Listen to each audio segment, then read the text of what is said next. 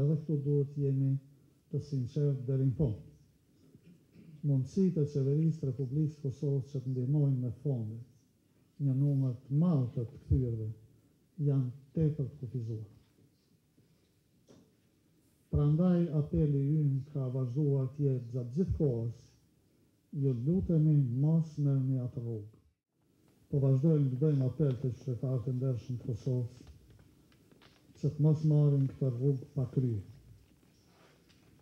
Është një aventurë e cila do të përfundojë me kthimin e të gjithë migrantëve ilegal, por e them me keqardhje dhe me dhimbje të madhe, që secili prej tyre do të kthehet më i varfër se që ka shkuar.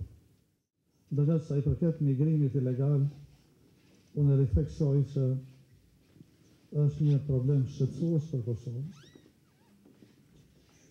Migrimi ilegal po ndodh kryesisht si pasojë e gjendjes jo të mirë socio-ekonomike në vend,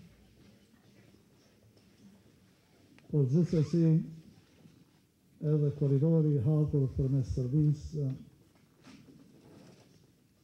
po e nxit dhe po e mundson një migrim në shkallë të tillë çfarë e shohim, sepse qytetarët e Kosovës po kanë mundësi që me letërnjohtim të thjeshtë kalojnë kufirin Kosovë-Serbi dhe të arrijnë në kufirin e parë të zonës Schengen. Është e padrejtë që Kosova të mbahet e izoluar më tepër.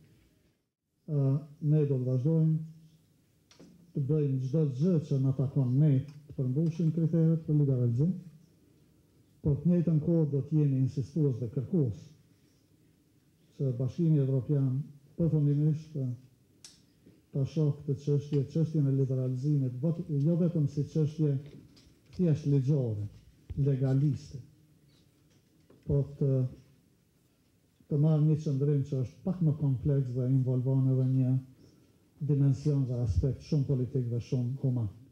Se liberalizimi i vizave në të vërtetë do ta eliminonte përfundimisht migrimin ilegal dhe do ta vënte nën kontroll migrimin legal qytetarëve.